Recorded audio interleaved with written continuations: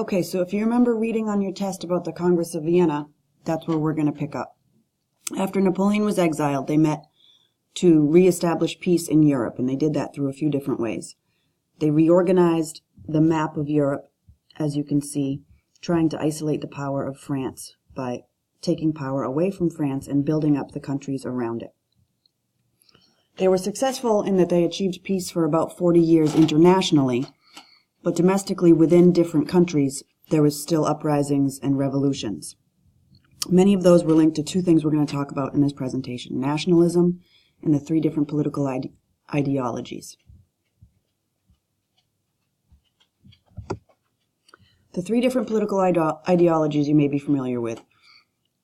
When we talked about the French Revolution, we talked a little bit about the political spectrum, with conservatives on the right, liberals on the left, and radicals like Robespierre in the French Revolution to the far left.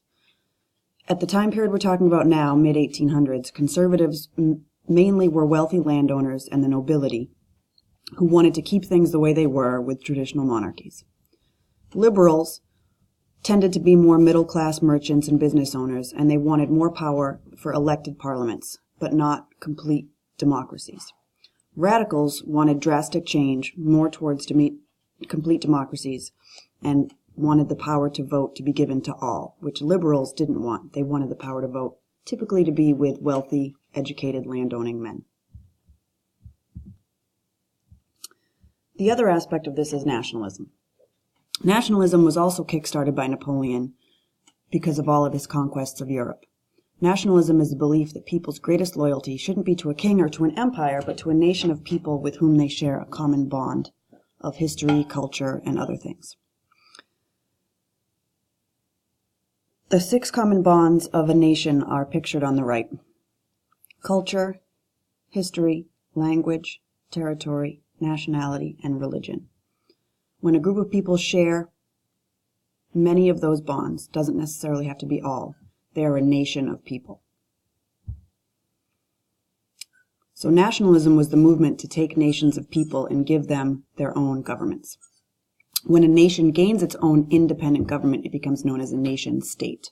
At the time period after the Congress of Vienna began, there were only 3 real nation-states in existence: France, Great Britain, and Spain.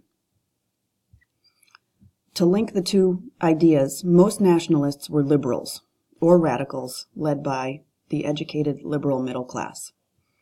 Many conservatives would not have favored nationalism. There's 2 different types of nationalism we're going to be talking about over the next few days. Unifying nationalism, when people who are united by those bonds and share those bonds in common are politically separated and they come together. That's unifying nationalism. Separating nationalism is when a culturally distinct group resists being added to a larger empire or breaks away from a larger empire. There's a few examples we're going to look at, and you'll, in your homework at the end, need to figure out if they're unifying or disunifying. Greece is our first example. They were the first country to win self-rule during this period of nationalism in the mid-1800s. They had been a part of the Ottoman Empire, but they had their own strong history that kept them feeling separate. They were inspired by new nationalistic ideas and fervor at the time and demanded independence. They rebelled against the Ottomans in 1821, and they were helped in their rebellion by educated Americans and Europeans who, through the Renaissance, had developed a love and admiration for classical Greece and felt that the Greeks deserved independence. So after a naval battle with the help of the Americans and Europeans, the Greeks won independence in 1830 and broke away from the Ottoman Empire.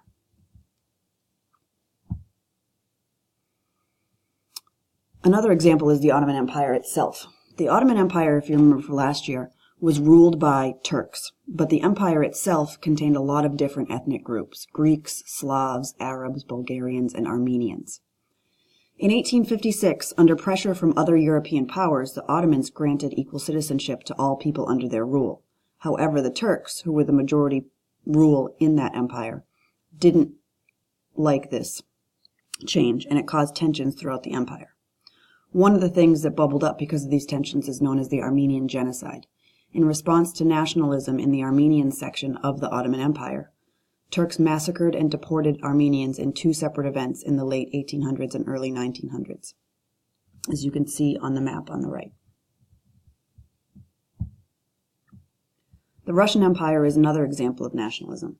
Russia was a large empire who also ruled over many ethnic groups: Ukrainians, Poles, Lithuanians, Latvians, Estonians, Finns, Jews, and other groups. While each of those groups had their own distinct culture, the Russian czars enforced a policy known as Russification on all of the people throughout their empire. They tried to force their culture and their traditions on the people. This Russification policy resulted in the strengthening of nationalism and helped disunify and weaken Russia. Another example is the Austrian Empire. Similar to Russia and the Ottoman Empire, the Austrian Empire included many different ethnic groups, as you can see in the map on the right.